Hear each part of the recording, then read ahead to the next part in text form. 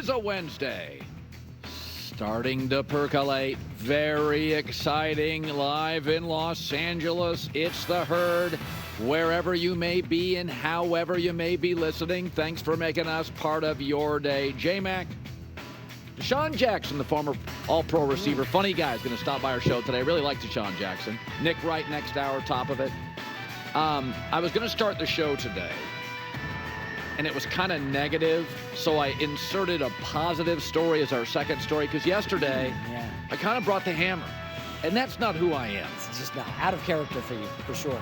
By the way, I dropped something in your dressing room before the show, a major surprise. Someone sent it to me.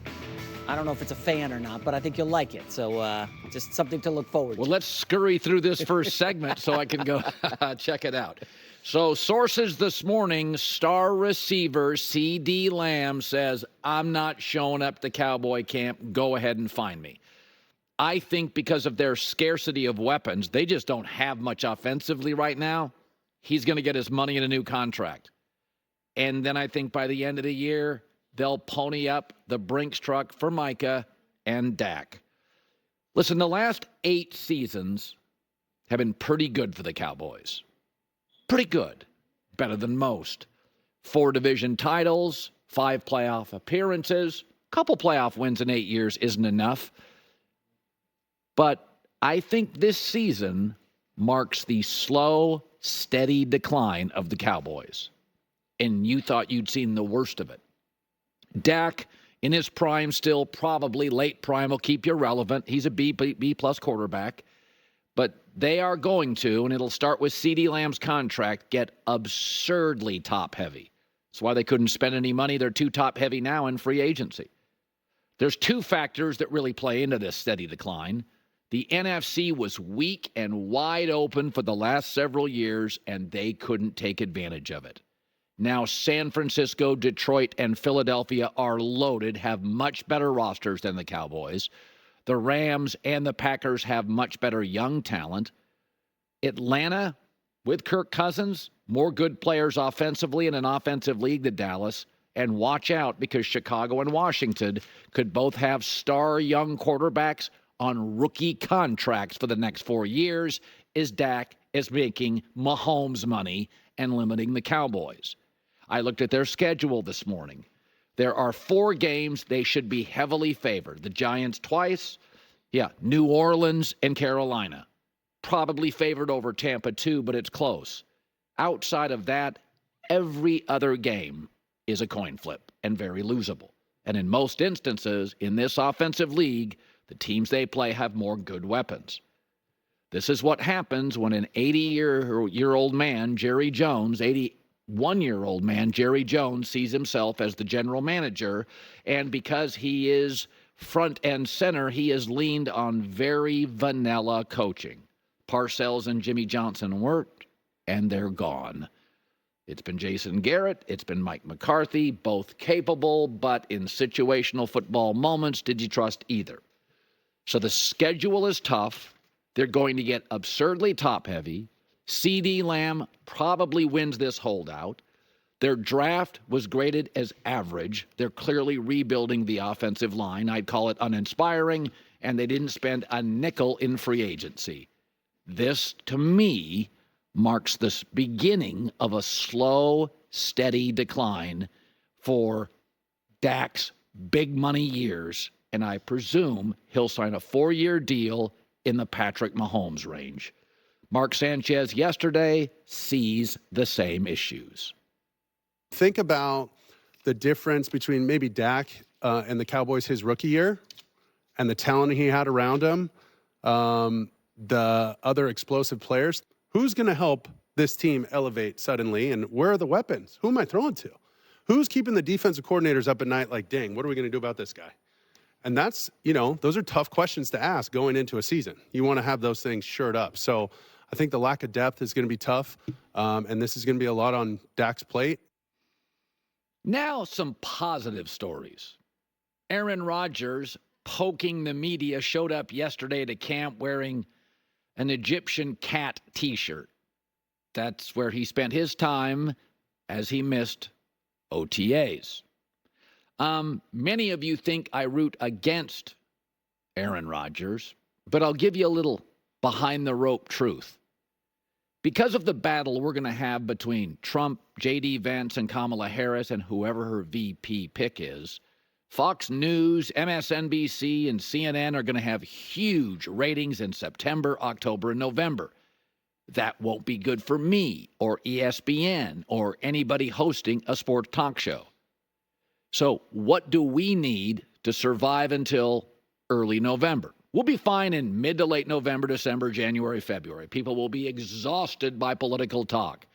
But up to the election, massive record-breaking numbers. Record-breaking. The Republican National Convention. Think about the history of Fox News. Shattered records. And we're still months away.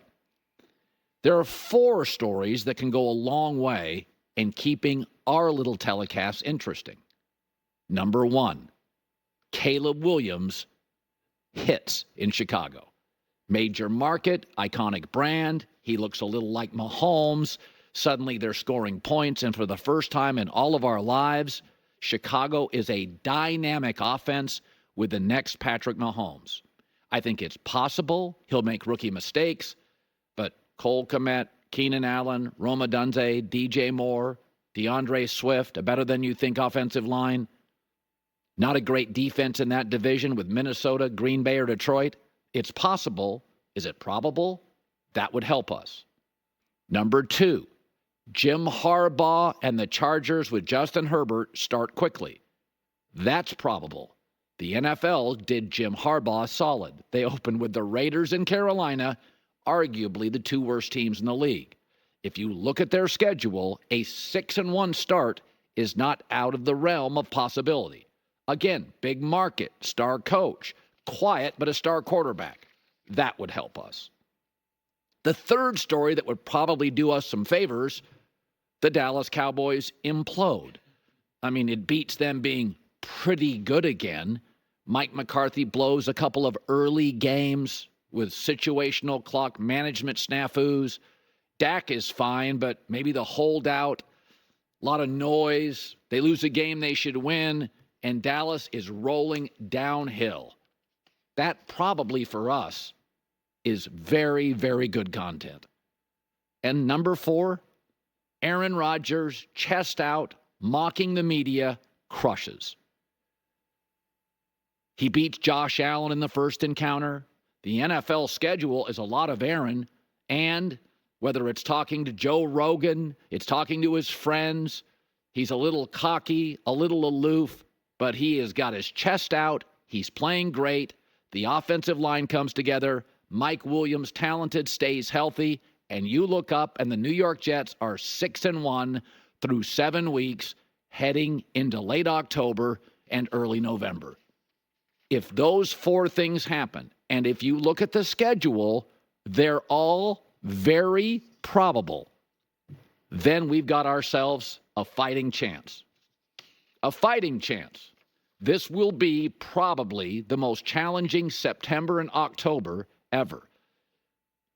I should also throw out something else. USC beats LSU and Michigan, is rolling, and the Big Ten is on their heels. Fight on, Trojans, going downhill, and the polarizing Lincoln Riley is dropping 42 a game against the Big Ten.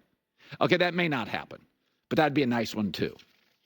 But just to let you know, what I predict and what I'd love to see happen are 2 different things. Aaron winning, pointing fingers, attacking the media, making fun of us. Are you kidding me? You think it's good if he gets hurt again? That's what I want? You think it's good if they start 1-6 and nobody cares about this entire market of New York? I want a New York team to win, and the Giants have no shot. So let's cross our fingers and hope the one team that has a shot can win. J-Mac, how about that as a positive, optimistic, glass-half-full vibe to start the show? I love that segment. And I think you missed a couple. I mean, Kansas City Chiefs going for a historic three-peat versus the Chiefs perhaps imploding. I mean, their offensive line has a lot of questions. Brock Purdy and the 49ers, they're billing this as the last dance, if you will. Ask yourself this. Like, there's a lot of Couldn't we argue The single